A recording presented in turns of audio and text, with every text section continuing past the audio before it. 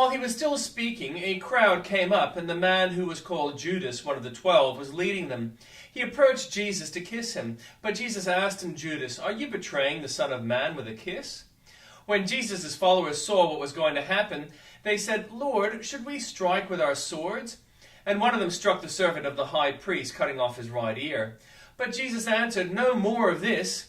And he touched the man's ear and healed him. Then Jesus said to the chief priests, the officers of the temple guard, and the elders who had come for him, "Am I leading a rebellion that you have come with swords and clubs? Every day I was with you in the temple courts, and you did not lay a hand on me. But this is your hour when darkness reigns." Then seizing him, they led him away and took him into the house of the high priest.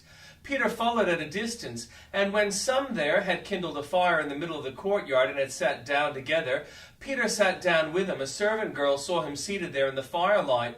She looked closely at him and said, "This man was with him."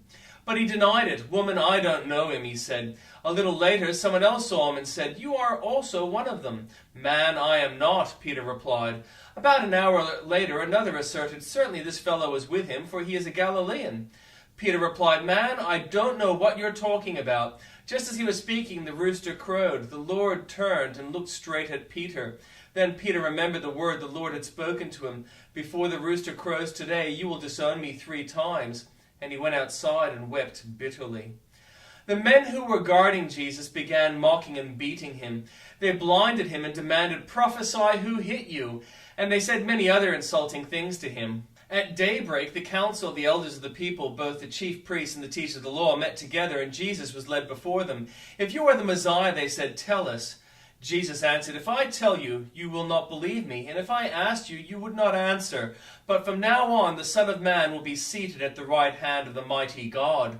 They all asked, "Are you then the Son of God?" He replied, "You say that I am."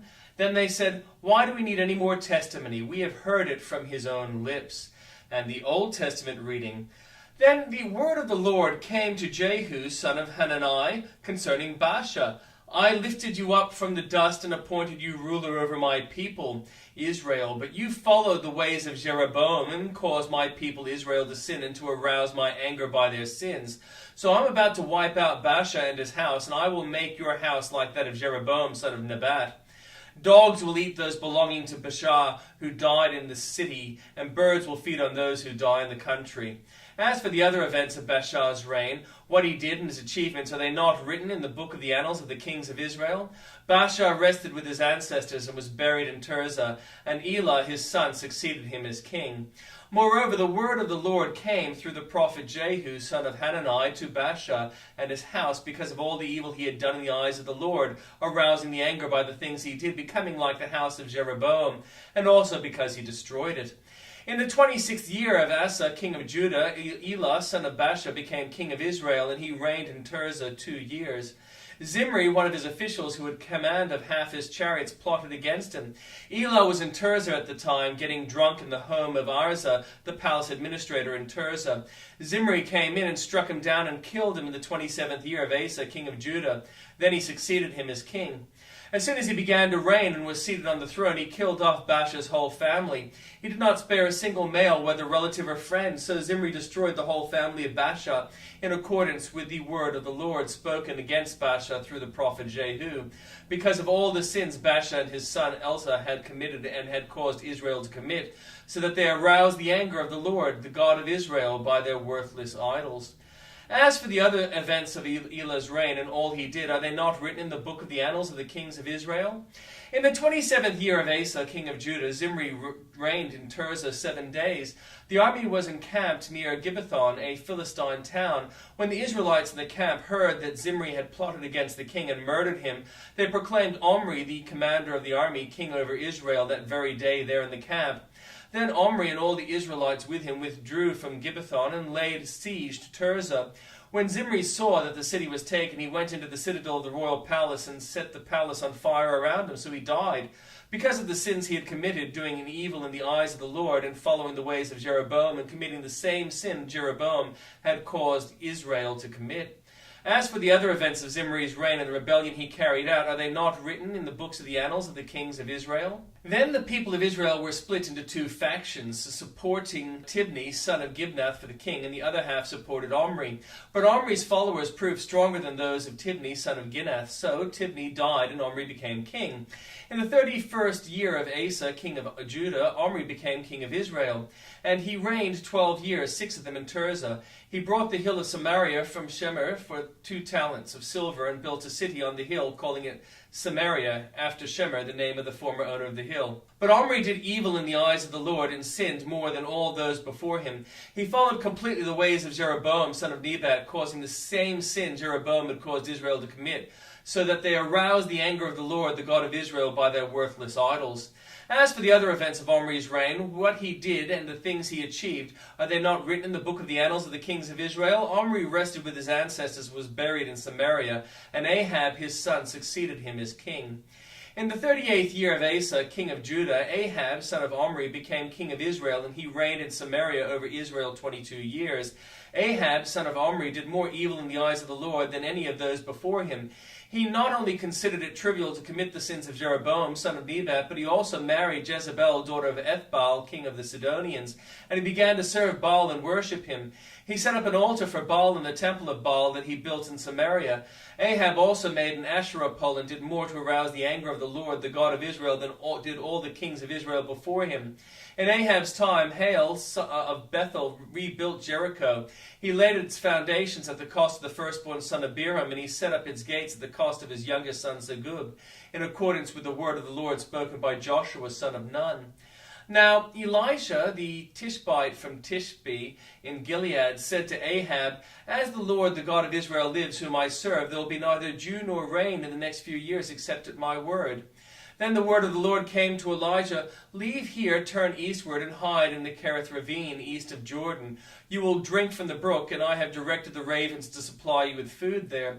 So he did what the Lord had told him. He went to Kerith ravine east of the Jordan and stayed there. The ravens brought him bread and meat in the morning and bread and meat in the evening, and he drank from the brook. Some time later the brook dried up because there had been no rain in the land. Then the word of the Lord came to him, "Go at once to Zarephath in the region of Zidon and stay there. I've directed a widow there to supply you with food." So he went to Zarephath. When he came to the town gate, a widow was there gathering sticks. He called to her and asked, "Would you bring me a little water in a jar so I may have a drink?" And she was going to get it. He called, "And bring me please a piece of bread." "As surely as the Lord your God lives," she replied, "I don't have any bread, only a handful of flour in a jar and a little olive oil in a jug. I am gathering a few sticks to take home and make a meal for myself and my son, that we may eat it and die." Elijah said to her, "Don't be afraid. Go home and do as you have said. But first make a small loaf of bread for me from what you have and bring it to me, and then make something for yourself and your son. For this is what the Lord, the God of Israel, says, the jar of flour will not be used up, and the jug of oil will not run dry until the day the Lord sends rain on the land." She went away and did as Elijah had told her. So there was food every day for Elijah and for the woman and her family. For the jar of flour was not used up, and the jug of oil did not run dry, in keeping with the word of the Lord spoken by Elijah. Some time later, the son of the woman who owned the house became ill. He grew worse and worse and finally stopped breathing. She said to Elijah, "What do you have against me, man of God? Did you come to remind me of my sin and kill my son?" "Give me your son," Elijah replied. He took him up from her arms, carried him to the upper room where he was staying, and laid him on his bed. Then he cried out to the Lord, "Lord my God, you have brought tragedy even on this widow I am staying with, causing her son to die." Then he stretched himself out on the boy 3 times and cried out to the Lord, "Lord my God, let this boy's life return to him." The Lord heard Elijah's cry, and the boy's life returned to him, and he lived. Elisha picked up the child and carried him down from the room into the house. He gave him to his mother and said, "Look, your son is alive." Then the woman said to Elijah, "Now I know that you are the man of God, and that the word of the Lord from your mouth is the truth." After a long time, in the 3rd year, the word of the Lord came to Elijah, "Go and present yourself to Ahab, and I will send rain on the land." So Elijah went to present himself to Ahab. Now the famine was severe in Samaria, and Ahab had summoned Obadiah, his palace administrator. Obadiah was a devout believer in the Lord, while Jezebel was killing off the Lord's prophets. Obadiah had taken 100 prophets and hidden them in 2 caves. 50 in each, and had supplied them with food and water.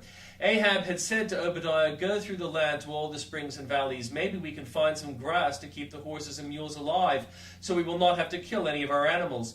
So they divided the land they were to cover, Ahab going in one direction, Obadiah in another. As Obadiah was walking along, Elijah met him. Obadiah recognized him, bowed down to the ground, and said, "Is it really you, my lord Elijah?" "Yes," he replied. "Go tell your master Elijah is here."